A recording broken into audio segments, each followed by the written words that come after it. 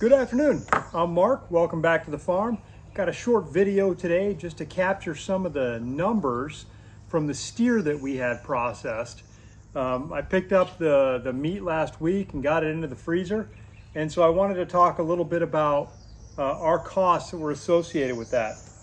So I'll give you the numbers and then I'll share a couple of lessons learned, just some thoughts that I had when I was looking back at this. Almost a year ago, we bought 4 steers. They're a cross between South Pole and Akayushi, which is a Wagyu breed. These tend to be smaller, which means they're going to max out. I mean, a good sized animal of this is going to max out at about 1,000 pounds. This is probably half the size of what you get from others. So that's just consideration for scale of investment versus what your return is.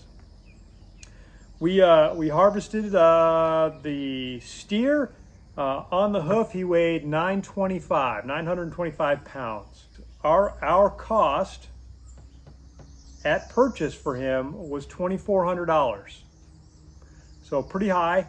And there's a couple of reasons those numbers work that way. When we originally went in to purchase the steer, I had not finished installing our perimeter fence yet. And so between the time when we made the purchase agreement and the time that we actually collected the steer was about 2 months, and it put on quite a bit of weight in those 2 months.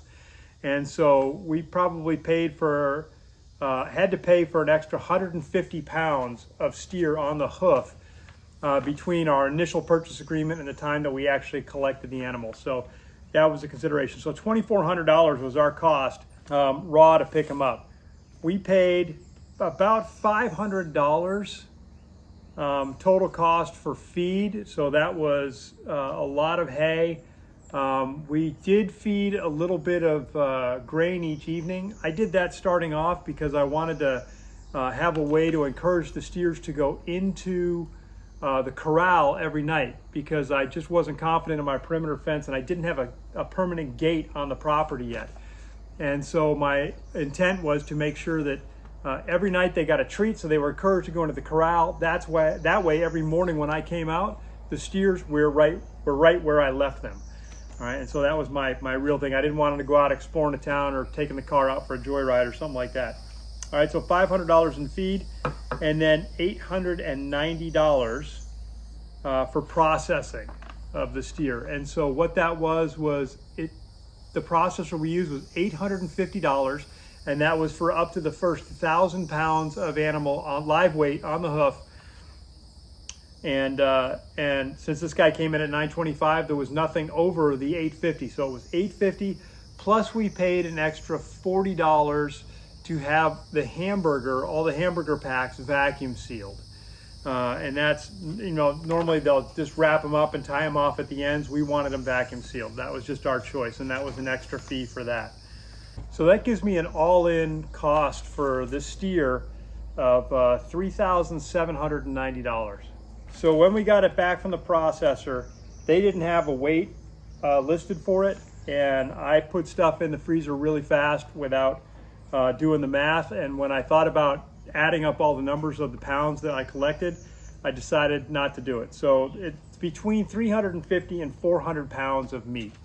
Now, a lot of that has to do with, I think, the cuts that we chose, because when you take your steer into the processor, there's a cut sheet.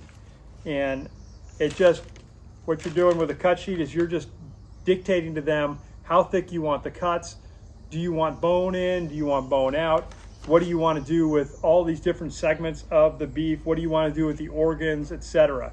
And you get to make those choices for yourself, and the processor will do what you've asked them to do. So what that came out to for us was, just doing the math on it, if it was 350 pounds of beef, our total cost was $10.85 a pound. For our beef, it was 400 pounds of meat, then our cost was $9.49 a pound. So we are between $9.49 a pound and $10.85 a pound, depending on what the final weight was in the fridge. And like I said, I apologize, I didn't stop and add it up, and they didn't have that number. This is a cross, again, South Pole and Akayushi, which is Wagyu. So if you go out and do the search, you can find that. any of the grains that we did use were 100% organic. Everything else was pasture fed and hay that we had purchased. So pretty high quality stuff there. Is it worth it to us? We tasted it. We liked it. It was really good. We took ribeyes from our steer, and we took USDA prime ribeyes that we bought at the store, and grilled them up side by side, and everybody did a taste test. Ours was much more flavorful, and I'm sure there's some pride and ownership, but we really liked it. So we think we made a good choice there. Lessons learned. I would say buy sooner. So when I purchased them, when we got the initial contract, had we picked them up on that date, our cost would have been $1,500 less for across the 4 steers than what we paid. For this particular steer, it would have cost us $400 less to purchase because of the weight gain of the animal during that 2 months that they sort of had a guardianship of them after we signed a contract.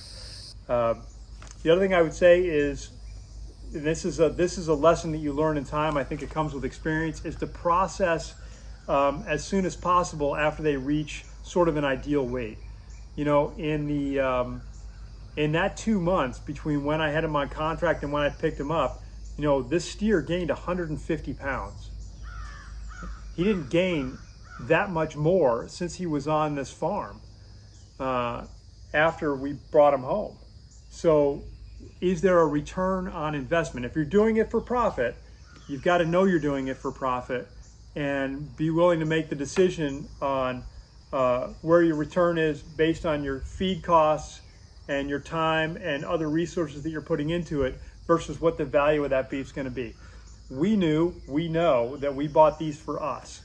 And so this was being our first time doing it. Our objective was to really put our own meat in our own freezer and learn the lessons along the way. So if you're going to do it for money, process it at an ideal weight, which is something that you figure out along the way, or you have a really good mentor who can talk you through that as you go. The other thing I would say then, the third lesson learned is figuring out what kind of rotation you're going to do. Because once they reach weight, if you're doing it for profit, there's not value in keeping them.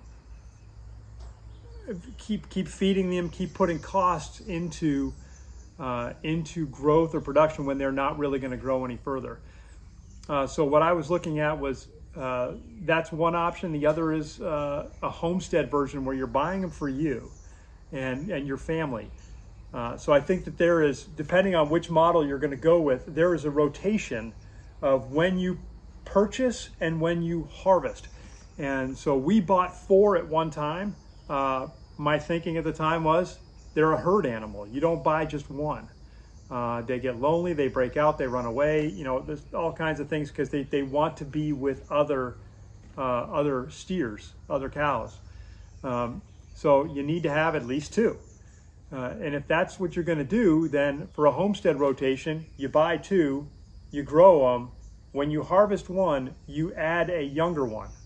I'm talking a little bit out my behind on that because this was my first time harvesting. So I don't know if that's a sensible model or not. If anybody out there has done this before and you know what would work for a homestead, by all means, let me know. I'd be curious. Drop it in the comments, please.